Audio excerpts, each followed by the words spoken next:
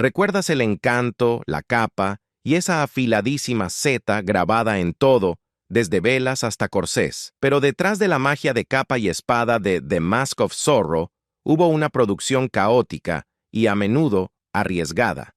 ¿Sabías que Antonio Banderas entrenó con esgrimistas olímpicos y se magullaba el rostro a diario por una máscara demasiado ajustada? ¿O que la secuencia explosiva de la mina no fue CGI en absoluto? Desde regrabaciones de último momento hasta una demanda por una serie de TV rival, aquí van 15 datos específicos y sorprendentes de The Mask of Zorro que pasaron desapercibidos tras la hoja. Antonio Banderas entrenó con esgrimistas olímpicos y casi hizo todos los dobles. Antonio Banderas fue mucho más allá de actuar al prepararse para The Mask of Zorro. Entrenó con el legendario maestro de esgrima Bob Anderson, coreógrafo de combates para Star Wars, The Princess Bride y The Lord of the Rings, y se ganó el mayor elogio de Anderson: el mejor espadachín con el que he trabajado desde Errol Flynn.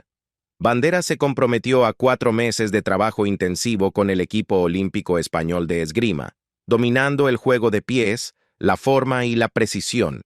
Insistió en hacer casi todas sus propias escenas de riesgo, con una excepción: el salto de alto riesgo a caballo sobre un tronco. Eso, dijo, era una locura. El final se volvió a rodar meses después.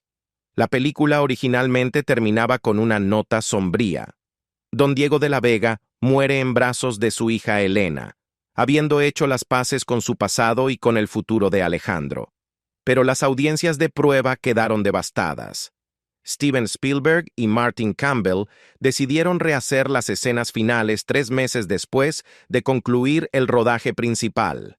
Añadieron un nuevo epílogo en el que Alejandro y Elena viven felices con su hijo recién nacido. La regrabación fue costosa y logísticamente compleja. Requirió reconstruir sets y revisar vestuario, pero valió la pena. El público salió sonriendo en lugar de con el corazón roto, y se restauró el equilibrio emocional del filme. El set de la mina era real, no CGI. El clímax explosivo ambientado en la mina parecía un efecto digital para muchos espectadores, pero fue casi totalmente práctico. La mina era un set masivo construido en zonas rurales de Tlaxcala, México, donde el equipo levantó andamiajes imponentes, vagonetas en movimiento, elevadores funcionales y túneles que colapsaban. El director Martin Campbell confirmó que el 80% de la película se rodó en locaciones reales, no en estudios ni con pantallas verdes. Cuando me preguntan si la mina era CGI, dijo Campbell, me río. Eso casi nos mata de lo difícil que fue construirlo, así que lo tomo como un cumplido.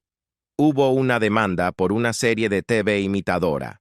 En 2001, Sony Pictures presentó una demanda contra Fireworks Entertainment, productores de la serie Queen of Swords, alegando que copiaba elementos protegidos de The Mask of Zorro.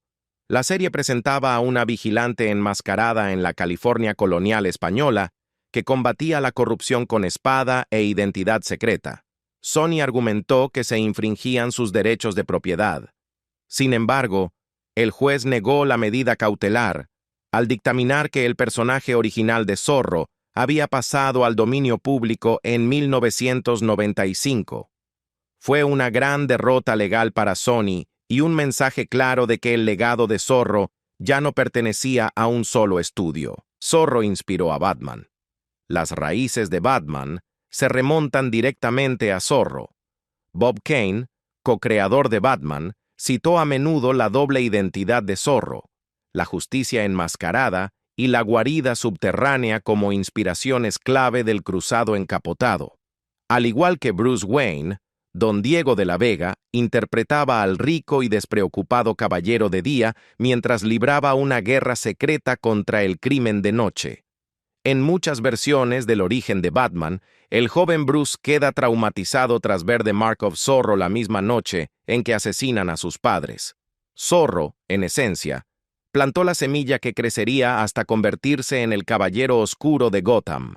Un accidente real con un caballo casi mata a un doble. Durante el rodaje de una persecución a caballo a gran velocidad cerca de Tlaxcala, la tragedia estuvo a punto de ocurrir. Un doble salió despedido violentamente cuando su caballo tropezó en terreno irregular. Sufrió múltiples costillas rotas, una conmoción cerebral y requirió atención médica de emergencia. El rodaje se detuvo 2 días mientras el equipo reevaluaba las medidas de seguridad. El director Martin Campbell lo calificó como lo más cerca que he estado de un accidente fatal en un set. El doble se recuperó, pero se negó a realizar más trabajo con caballos durante el rodaje. El incidente quedó discretamente enterrado en las notas de producción, convirtiéndose en uno de los casi desastres menos reportados de la película. La máscara de Zorro era dolorosamente ajustada y dejó magullado a Banderas. Aunque en pantalla lucía elegante y misteriosa, la famosa máscara negra de Zorro era una pesadilla de llevar.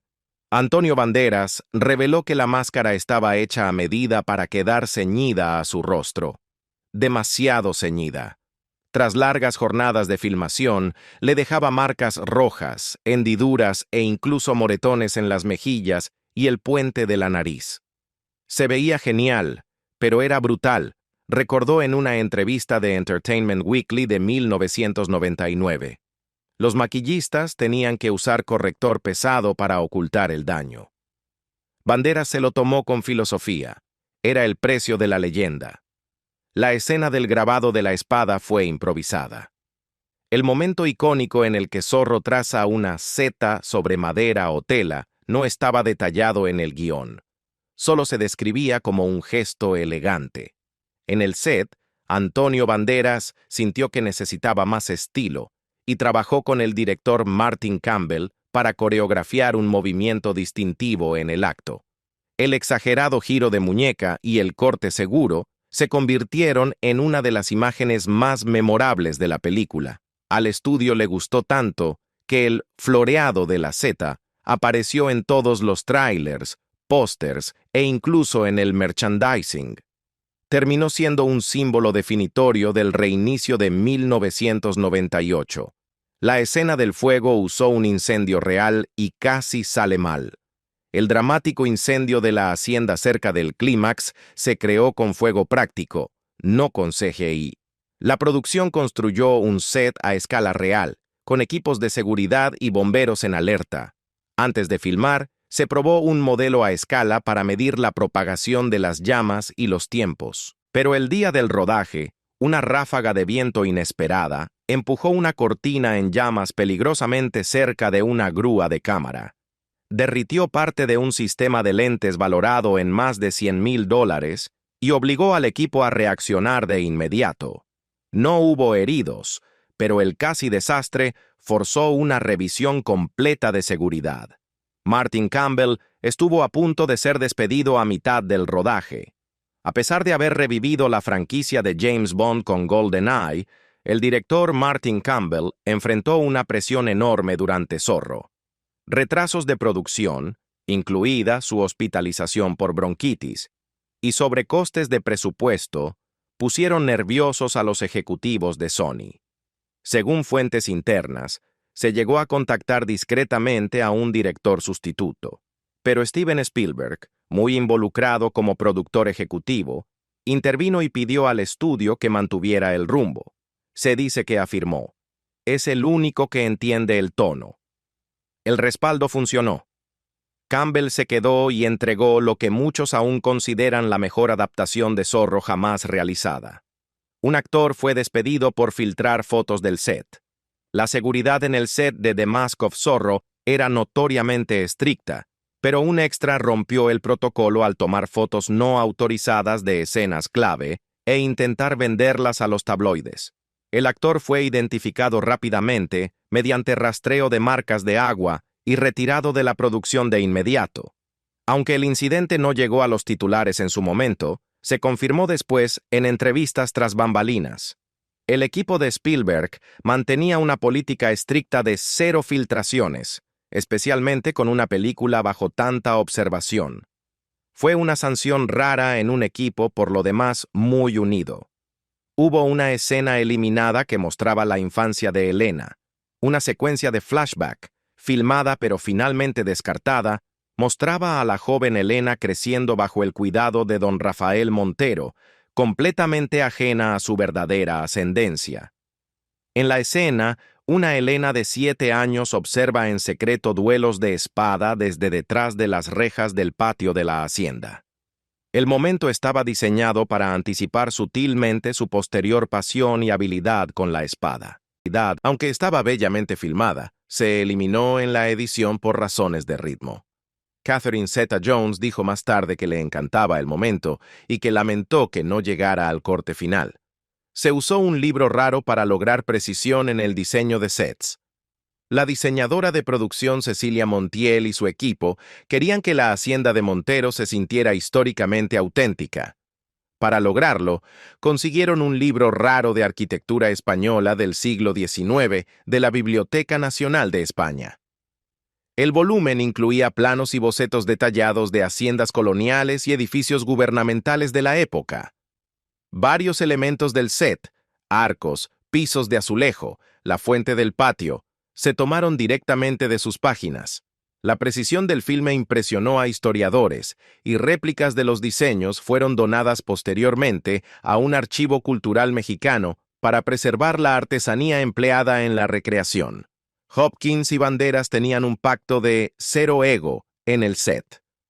Anthony Hopkins y Antonio Banderas establecieron respeto mutuo desde el inicio.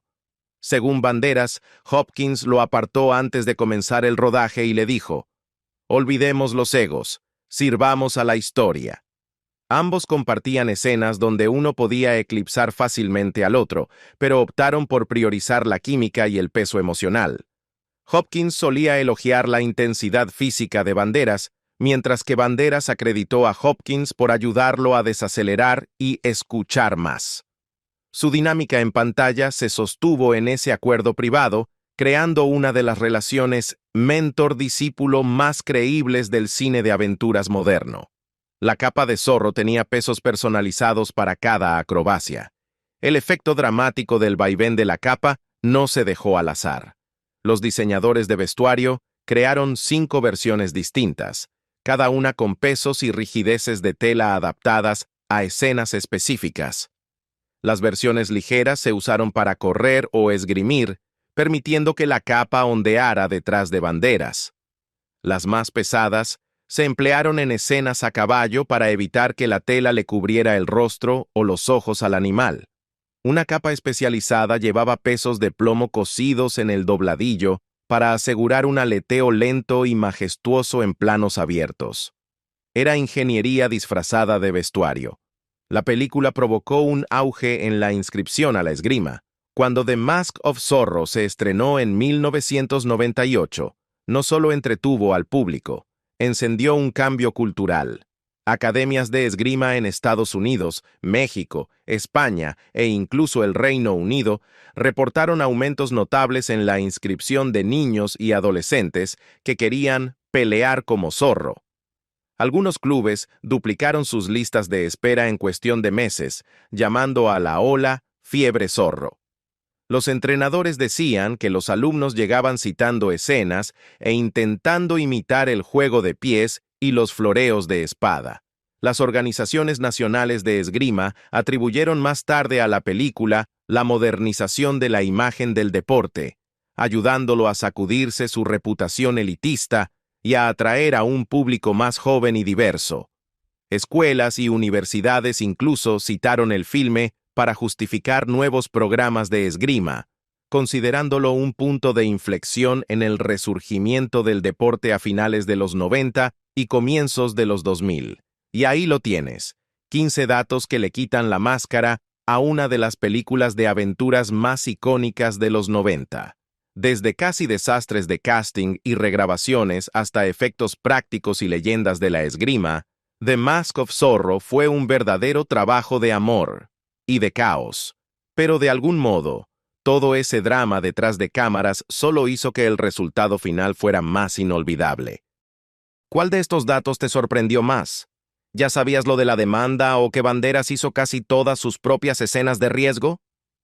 Déjanos tu comentario y, si te gustó este recorrido, no olvides dar like, compartir y suscribirte para más historias nunca contadas detrás de tus películas favoritas.